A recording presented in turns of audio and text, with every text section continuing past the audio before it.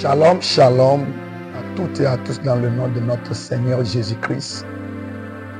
C'est une grande joie pour moi, encore une fois, de réapparaître. Parce qu'il y a eu un bon moment où le Seigneur a utilisé pour encore nous donner la force de se relancer. Je suis le berger James et je voudrais partager avec le corps du Christ, surtout les assoiffés dans les derniers temps, les mystères encore que le Saint-Esprit a préparés pour nous, pour la manifestation de la gloire. Avant de recevoir le message, nous allons prier. Saint-Esprit, même ton silence est un message pour nous. Pendant longtemps, nous avons désiré écouter. Tu as touché nos oreilles, tu nous as parlé.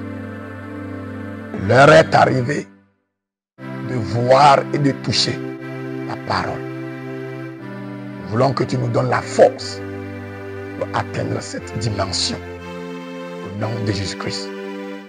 Amen. Je voudrais partager avec vous ce mystère que j'ai intitulé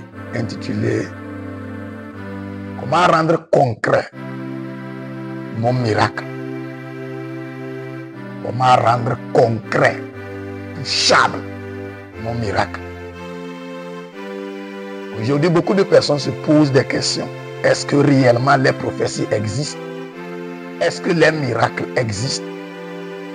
Est-ce que Dieu même existe? Pourquoi? Parce que à voir ce qui a été décrit dans la Bible et ce que nous vivons quotidiennement, beaucoup de personnes semblent être dans la confusion. Autrement dit, nous n'expérimentons pas réellement ce que nous lisons dans la Bible. Et parfois, cela nous pousse à questionner la véracité de Dieu.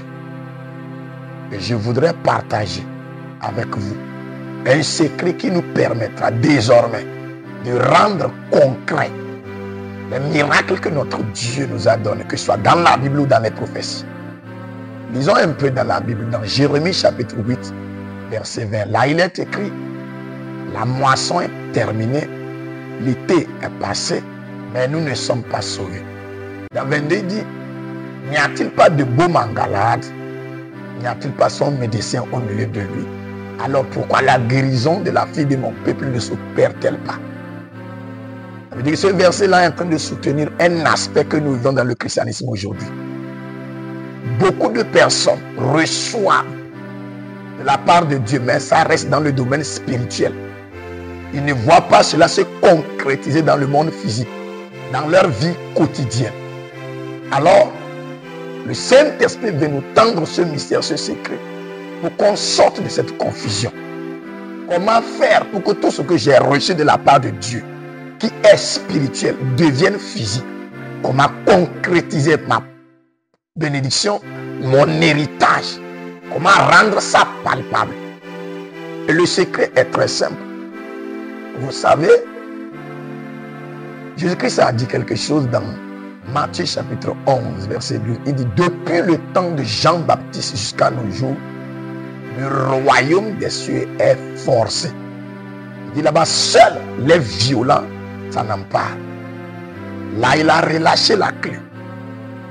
La clé pour concrétiser nos miracles, pour matérialiser nos prophéties, c'est la violence spirituelle. Vous savez, le monde spirituel fonctionne avec des principes. Et si nous voulons matérialiser, ou nous voulons concrétiser tout ce que nous avons dans le monde spirituel, dans ce monde physique, il va falloir convertir cela. Et il nous faut nécessairement la violence spirituelle. Parce que pour accoucher les miracles, pour matérialiser, manifester les miracles, il nous faut un caractère du ciel. Et le caractère du ciel qui matérialise et concrétise les miracles s'appelle la violence spirituelle. Il va falloir être violent spirituellement pour pouvoir transporter toute bénédiction du monde spirituel au monde physique. Beaucoup de personnes ont reçu des prophéties. Par exemple, cette année, Ils ont reçu des visions, ils ont reçu des prophéties concernant leur transformation de leur vie. Mais jusqu'alors, ils ne voient pas cela se matérialiser. Il va falloir comprendre qu'il faut quitter de l'espérance à la matérialisation. Il faut sortir de la dimension de espérer, rentrer dans la dimension de la concrétisation et de la matérialisation. Et pour le faire, cela ne dépend plus de Dieu, cela dépend de nous. Pour rentrer dans la matérialisation, de l'accomplissement de ce que Dieu nous a dit, vous allez voir que 100% ce n'est pas de la responsabilité de Dieu. Plutôt c'est de la responsabilité de Dieu et de notre responsabilité. Et le pourcentage de Dieu c'est 10%. Pourquoi? Parce que lui, il relâche ça par sa parole dans le monde spirituel. Et 90% c'est notre responsabilité. Autrement dit, ce que nous avons vu, ce que nous avons entendu, qu'il nous a donné dans le monde spirituel, il va falloir que nous nous engageons maintenant à faire de ça une réalité sur la terre ici.